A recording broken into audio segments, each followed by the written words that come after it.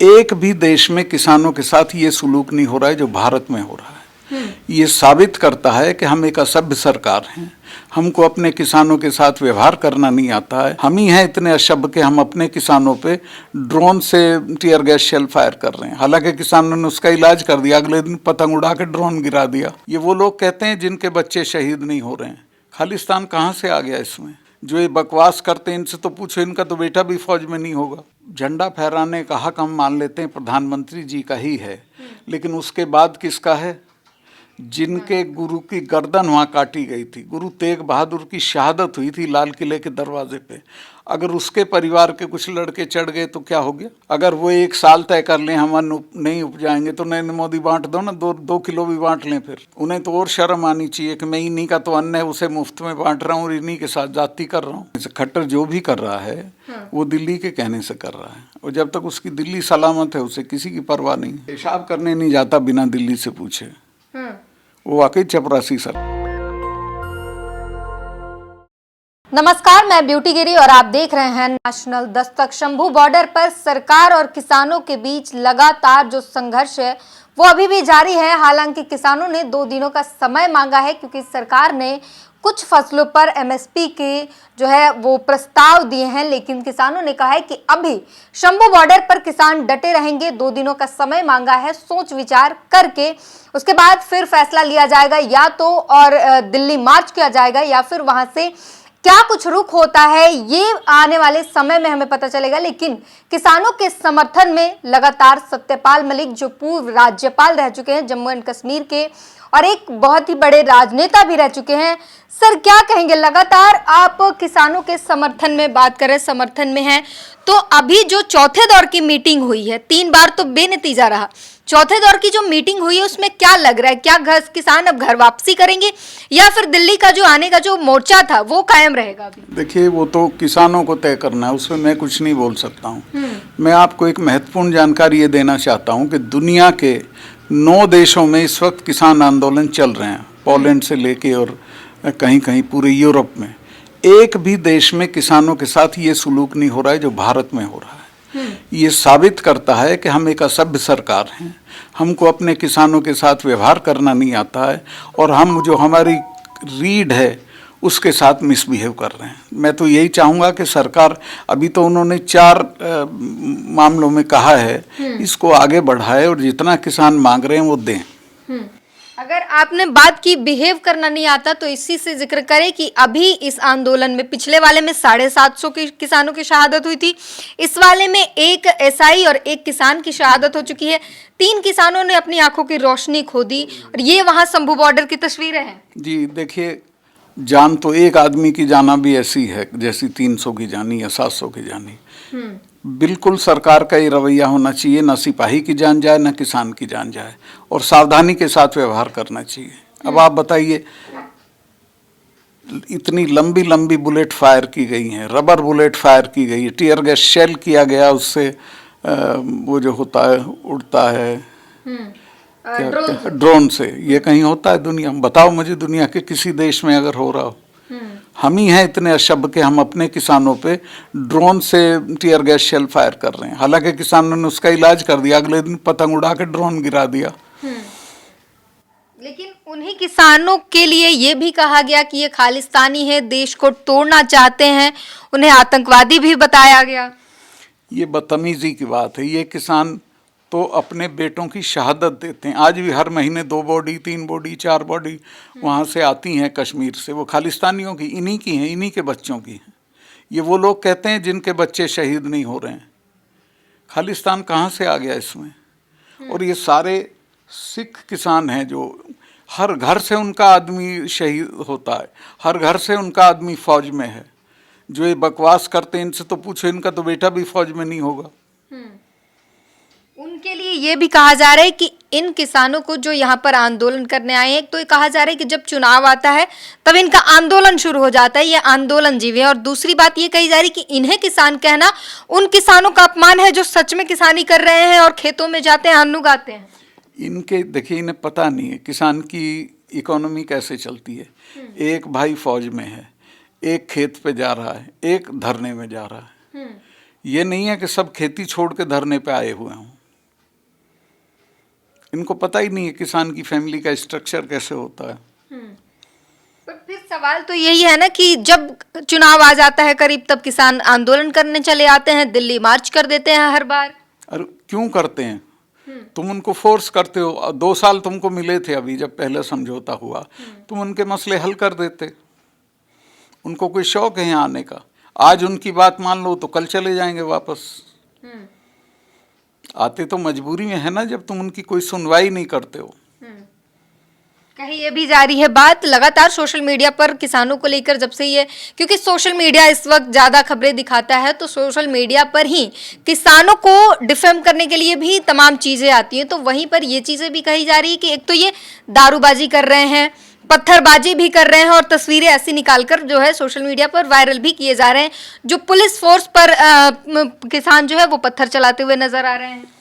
देखिए, पुलिस ने किसानों के ऊपर ज़्यादा जाती की है। पुलिस ने टीयर गैस शेलिंग की है, पुलिस ने लाठीचार्ज किया है। किसानों ने पिछले आंदोलन में भी एक चिड़िया कोई पत्थर नहीं लगा था किसानों का।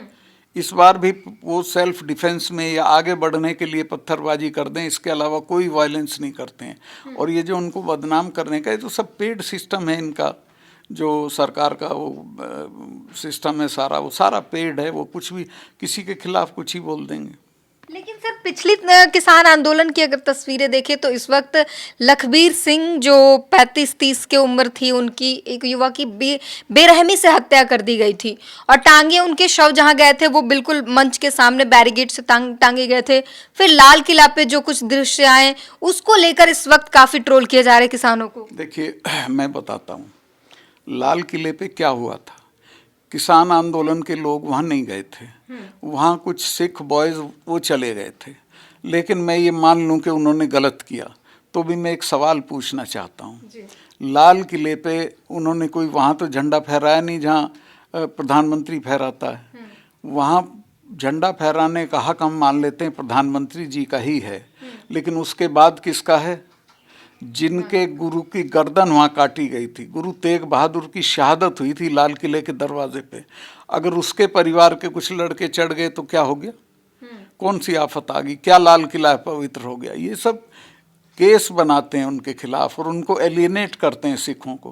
कहते हैं किसान उग्र नहीं हो सकते, उग्रता के आरोप लगते हैं। नहीं, देखिए, ये गलत कहते हैं। किसान उग्र होता नहीं है, लेकिन अगर उसको छेड़ोगे, बेइज्जत करोगे तो जरूर उग्र होगा। हाँ। पहल तो इनकी तरफ से होती है जो भी होती है। किसानों ने कहीं कोई अपनी तरफ से उपद्रव नहीं किया। लगातार ये भी चल रहे हैं कि जिन्हें आप अन्नदाता कह रहे हैं, अन्नदाता वो कैसे हुए? 80 करोड़ लोगों का पेट तो नरेंद्र मोदी भर रहे हैं, वो राशन दे रहे हैं। इस पर आपका क्या रुख है? नरेंद्र मोदी अपने घर से ला रहे हैं। वो सारा अन्न इन्हीं का उपजाया हुआ है जिनको तुम तंग कर रहे हो। अगर वो 1 साल तय कर लें हम अन्न नहीं उपजाएंगे तो नरेंद्र मोदी बांट दो ना, 2 किलो भी बांट लें। फिर नरेंद्र मोदी जनता के रुपए से और किसानों के खजाने से बांट रहे हैं। उन्हें तो और शर्म आनी चाहिए कि मैं इन्हीं का तो अन्न है, उसे मुफ्त में बांट रहा हूँ और इन्हीं के साथ जाति कर रहा हूँ। प्रधानमंत्री नरेंद्र मोदी तो अपने आप को किसानों और गरीबों का ही नेता बताते हैं। संसद में भी जब भाषण देते हैं तो किसानों के लिए तमाम बातें कहते हैं, सुन के दिल गदगद हो जाए, ऐसी ऐसी बातें कहते हैं। नहीं तो कुछ करें भी तो उनके लिए। तुम उनके लिए कर क्या रहे हो ये बताओ? वो पड़े हैं बॉर्डर पे, तुम तो बात भी नहीं कर रहे उनसे। मैं गया था उनसे जब मैं गवर्नर था, 10 दिन मैंने सोचा कि जाऊं कि ना जाऊं, फिर मैं गया अल्टीमेटली। इतने दिन से पड़े, उनसे बात कर लो, बोले चले जाएंगे। फिर मैंने कहा घुमा फिरा के कि आप ना करें, किसी और से करा दे, कि नहीं सतपाल ये बिना ही बातचीत के चले जाएंगे। मुझे बुरा लगा, मैंने कहा आप जानते नहीं इनको, ये तब जाएंगे जब आप चले जाओगे। इन सिखों को जानते हो, इनके गुरु ने अपने 4 साहबजादे कटवा दिए थे, समझौता नहीं किया था।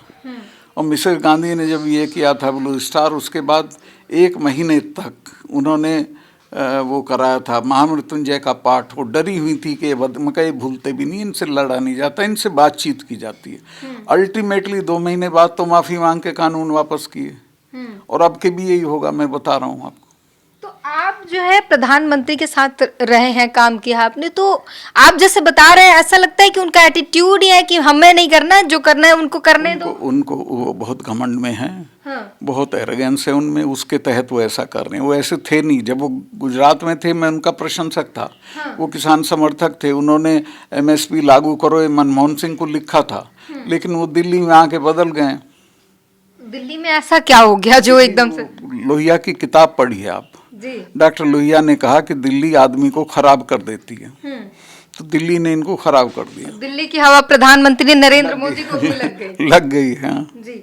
अच्छा, आपने पुलवामा पर भी सर आपने काफी खुलासे किए, बहुत बड़ी बातें कही, लेकिन कहीं ना कहीं इस खबर को टीवी मीडिया अखबार ने दबा दिया। आपके मन में नाराजगी भी हो रही होगी, दुख हुआ होगा कि यार मैं तो अपना काम करता हूँ, मुझे क्या अखबार क्या करता है इसकी मुझे परवाह नहीं है। लेकिन वो तो जिस दिन मैंने करण थापर के इंटरव्यू में पुलवामा का कहा था, हाँ, पहला खुलासा, उस दिन शाम को ही मुझे पता चला कि इन्होंने सब चैनल्स को बुला के धमका दिया कि एक लाइन नहीं जानी चाहिए। राहुल गांधी ने भी मेरे साथ बातचीत में कहा कि मैंने अपनी बहन को कहा देखो आज ये बोला है गवर्नर साहब ने, आज कुछ ना कुछ करेंगे। उसी में अतीक का केस उठा लिया इन्होंने और उसको पूरी तरह दबा दिया। लेकिन फैल गया है, लोगों में फैल गया है कि हाँ पुलवामा में कुछ हुआ था। तो उसके बाद, उस इंटरव्यू के बाद, उस खुलासे के बाद आपके ऊपर भी कोई थ्रेट आए होंगे? आपके लिए भी काफी सारी चीजें? मेरे लिए बहुत सारी चीजें हुई। मेरी सारी सिक्योरिटी विड्रॉ कर ली गई।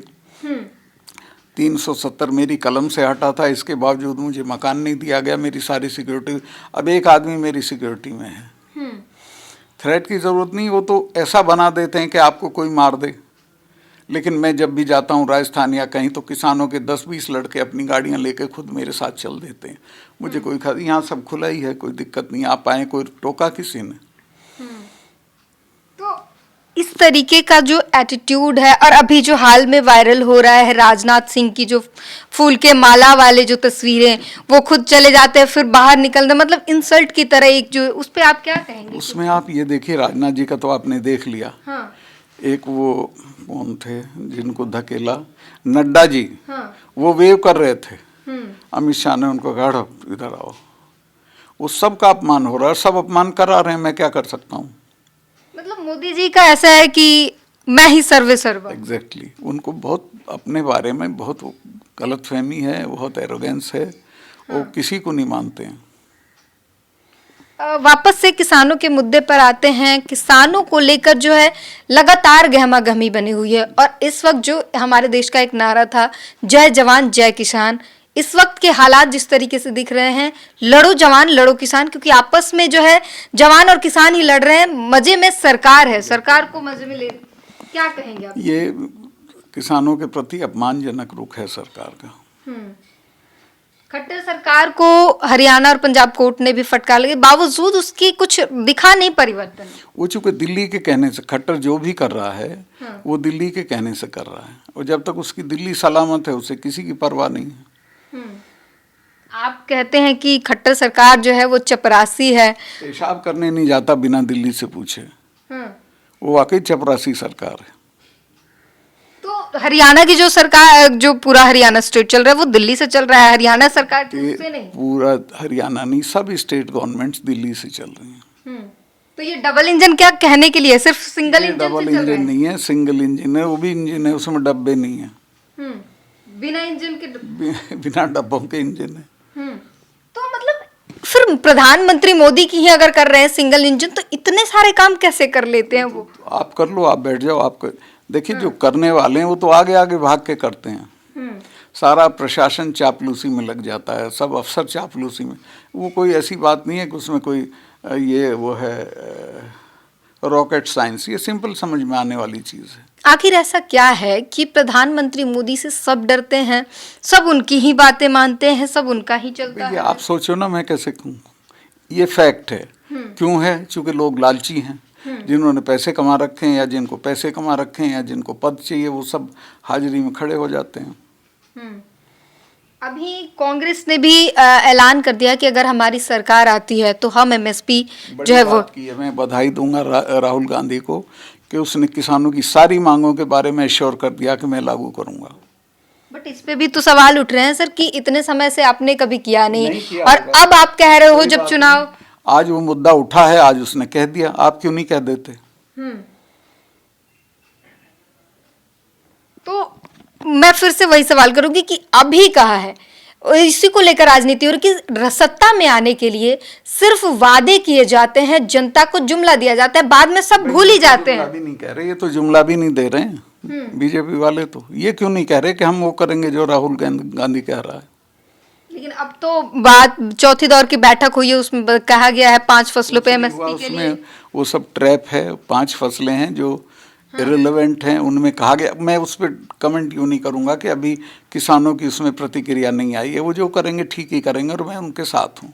तो किसान आंदोलन को लेकर हमने तमाम सवाल पूछे और सत्यपाल मलिक जी जो लगातार बता रहे हैं और ये भी बताते हैं कि किसानों से वहां पर जो बैठे हैं उनसे बातचीत भी लगातार इनकी बनी हुई है और अब जो 2 दिन का समय लिया गया है उसमें क्या कुछ फैसला आता है वो आने वाले समय में पता चलेगा। हालांकि इन्होंने साफ कहा है कि हम किसानों के साथ खड़े हैं। राहुल गांधी की तारीफ की कि उन्होंने ऐलान किया कि एमएसपी जो है वो किसानों को दी जाएगी अगर उनकी सरकार आती है। तो पूरी बातचीत पर अपनी प्रतिक्रिया जरूर दीजिए। कैमरामैन आशीष के साथ ब्यूटी गिरी, नेशनल दस्तक। नेशनल दस्तक की आपसे गुजारिश है कि अगर इसको बचाना चाहते हैं तो नेशनल दस्तक को सब्सक्राइब करने के लिए रेड कलर के सब्सक्राइब बटन को दबाएं, फिर बेल आइकन की घंटी दबाएं। नेशनल दस्तक को बचाने के लिए बहुत जरूरी है कि हर खबर को शेयर करें, लाइक करें, कमेंट जरूर करें।